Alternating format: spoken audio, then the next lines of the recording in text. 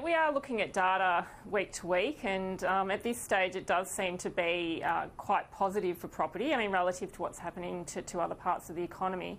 The issue is that we're not in a financial crisis. It is a health crisis that is turning into a productivity crisis.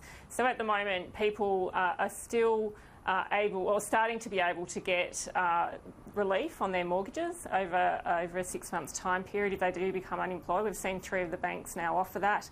We've had an interest rate cut, which has opened up finance. Banks are still offering finance. So all of this is leading to far more stable conditions in the property market compared to what we're seeing certainly in the equities market. The interest rate cut, doubling down on what just happened a week or so ago, is extraordinary for a lot of people who can park their loan pretty much for a few years, 3 years at 2.29. This is unprecedented stuff.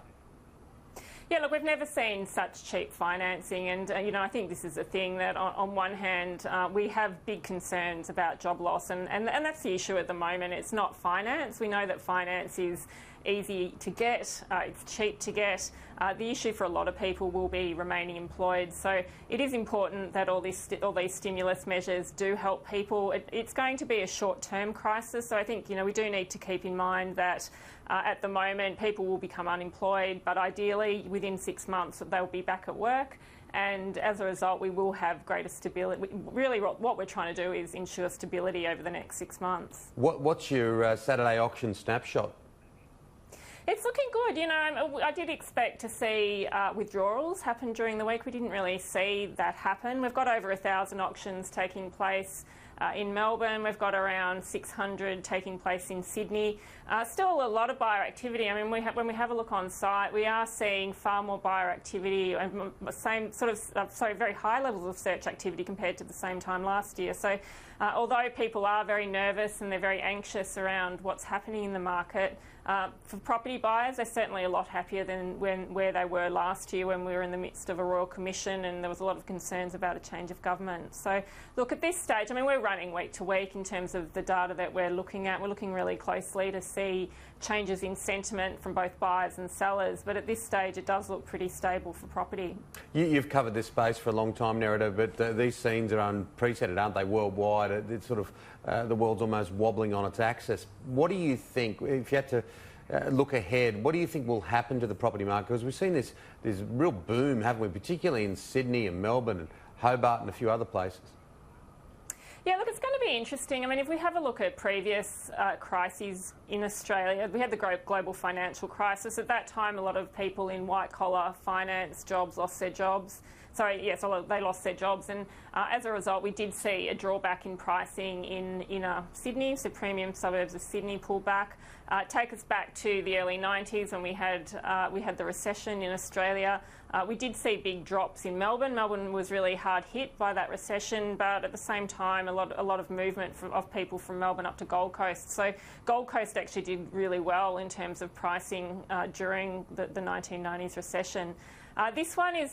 What's happening now is unprecedented. We don't have enough data to see what happens with a health crisis that we're seeing now. We have a look at SARS, for example. So SARS had very little impact on Australia. It didn't really hit here, but what we saw in China was 1 quarter of economic shock. The economy slowed down dramatically. But that following quarter, we did see a massive increase in stimulus being entered into the Chinese economy, and over the 12-month time period, China actually saw pretty decent growth. So, this is obviously on a far bigger scale. We don't really know what the final outcome will be, but, looking backwards, we will get out of this. And I think that's important to remember, that at the moment it is a shock. It's very uncertain. We don't know when this health crisis will end, but eventually we will get out of it. Yeah, exactly, and I think that positivity needs to sort of strip across most of society. The commercial property, that is an area of concern, and I think the government is hoping that a lot of landlords that own commercial property will be friendly, show the best side of their human spirit over the next 6 months.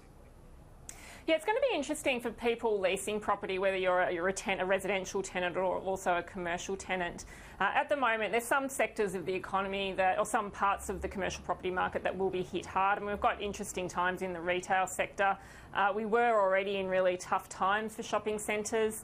If you're a supermarket or you're, JB Hi-Fi or one of those groups, you're doing quite well at the moment because people are, hoarding food. They're buying things in anticipation of being stuck in their homes. On the other side of it, though, you do have fashion retailers who are doing it really tough at the moment. Anything discretionary is really struggling. So retail's tough. I mean, if you have a look at the office market at this stage, it's probably okay. I mean, most people are working, well, not most people, but a lot of people now are working from home. We may start to see a little bit of a few problems around tenants and their ability to pay rent. So, that could potentially be emerging. And then we've got industrial, which does seem a little bit more a little bit less susceptible to changes that are happening because we probably will need to ramp up a lot of supply chains. We will see more people wanting to get things delivered, for example. So industrial does seem a little bit less susceptible to what's happening. Yeah, finally, one space that really needs assistance would be the hospitality space because that has ground to a halt in some of the cities in Australia. Oh, yeah, look, it's really tough. I mean, if you have a look at how this is evolving, we've seen the tourism industry get hit very, very quickly.